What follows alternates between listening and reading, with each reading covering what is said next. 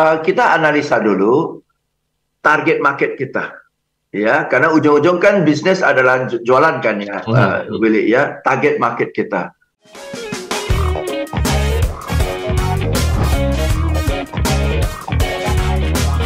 Kalau begitu harusnya ada ide-ide dong Pak yang exciting di tahun 2023 nanti. Kira-kira idenya apa aja nih Pak James? Oke, satu ya, satu. Ini satu prinsip dulu ya, baru nanti idenya, oke?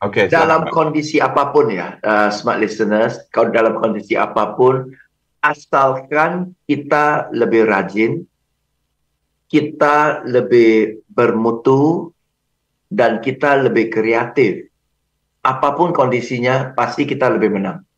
Oke, lebih rajin, lebih bermutu, lebih kreatif. Oke, ya. Nah, lebih rajin dari apa? Lebih rajin daripada kompetitor kita, betul? Ya. Lebih bermutu dari kompetitor kita dan lebih kreatif dari kompetitor kita.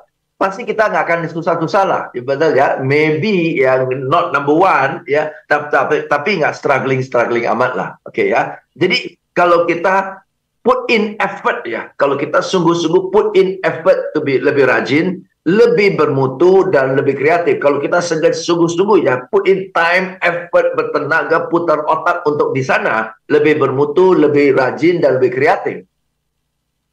Hasilnya akan lebih ringan buat kita, betul? Iya. Tapi kalau kita ngirit tenaga untuk lebih rajin, ngirit otot untuk lebih bermutu dan lebih kreatif, pasti akibatnya kita lebih susah, betul? Jadi sebenarnya mau hulu atau hilir aja kan? Ya, kalau di hulunya lebih put in the effort, hilirnya kan lebih ringan. Tapi kalau hulunya lebih santai-santai, ya hilirnya susah lah, betul kan ya? So, ya hukum tabur tuai lah ya. Hukum tabur tuai ya Pak James. Tabur tuai sebab akibat lah, betul kan? Right? Yeah. So, jadi sekarang kita sudah tahu 2023 ini akan secara umum lebih menantang. So, siap, dan tadi saya bilang, siapkan mental, siapkan strategi, siapkan pasukan untuk 2023 and beyond bahkan, ya, lebih rajin, lebih bermutu, lebih kreatif. Nah, lebih rajin, lebih bermutu, lebih kreatif itu gimana? Nanti kita bahas. Ya. Berarti untuk menjadi lebih rajin, lebih bermutu, lebih kreatif itu adalah pilihan kita sendiri ya, Smartsters ya. Kita yang memilih untuk menjadi lebih rajin, lebih bermutu, dan juga lebih berkualitas ya dalam hal profesional.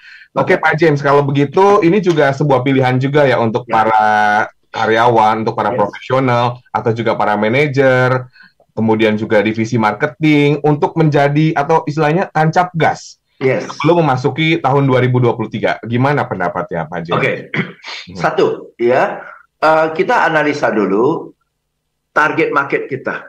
Ya, karena ujung-ujung kan bisnis adalah jualan kan ya, Willy ya, target market kita.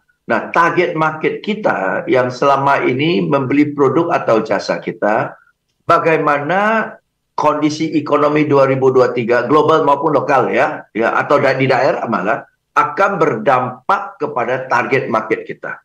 Oke?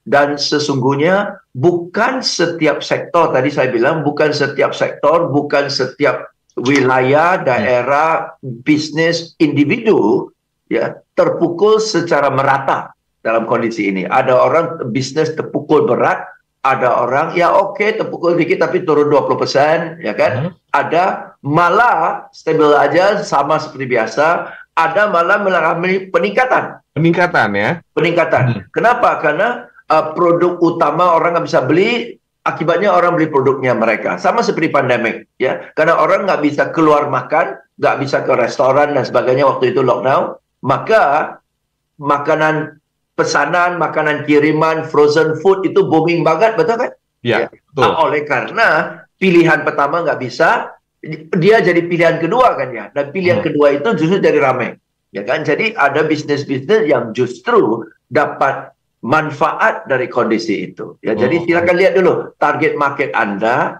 itu terpukul secara negatif atau malah dapat manfaat dari kondisi itu. Oke, ya. Nah, kalau dapat manfaat, ini ngegas nih. Oke, peluang di depan mata nih. 2023 kita bisa rebut omset 2 kali lipat loh daripada yang lain-lain. Karena ini merupakan jadi barang alternatif. betul kan? Ya sama seperti Indonesia ya, dapat banyak sekali penghasilan dari nikel misalnya, betul kan? Ya, dan sebagainya itu peluang sekali tuh.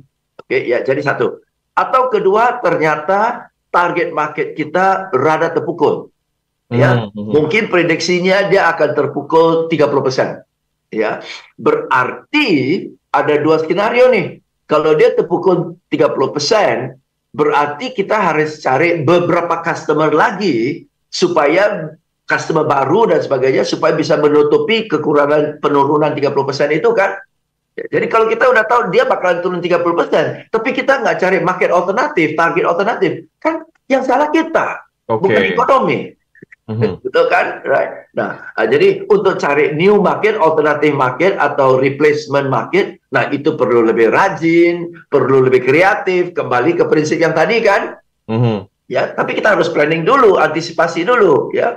Ya, atau mungkin target market kita sudah begitu, alternative market pun nggak ada. Nah, apakah produk kita bisa dikemas ulang, bisa dalam tanda petik dialih fungsikan supaya bisa masuk ke target market tertentu. Misalnya, produk kita selama ini kita supply ke restoran. Sedangkan restoran waktu pandemik tutup nih. Oke, maka dari itu kita kemas ulang supaya jadi frozen food. Betul kan? Nah, itu kan jadi berarti bisa dikirim ke perumahan, bisa simpan dan sebagainya ya. Kita kirim ke restoran yang olah. Nah, sekarang kita udah jadikan sehingga kirim ke rumah tinggal microwave aja. Betul kan? Ya, jadi you have to repackage it, reposition it creatively. Ya. Market pasti ada. Kita ini cukup kreatif atau enggak? Kita ini cukup rajin enggak? Kita ini cukup putar otak enggak? Itu. Ya, jadi tantangannya bukan di marketnya. Market kan given. You and I cannot do anything about the economy. Betul nggak, Willy? Ya, betul. Ya, kondisi global. Ya, yang like you said, ya, yang kita bisa lakukan adalah diri kita, strategi kita, bisnis kita, pasukan kita. Itu aja sih yang kita bisa style. Berarti repackage ini juga berlaku untuk semua industri ya Pak James ya? Hampir semua industri.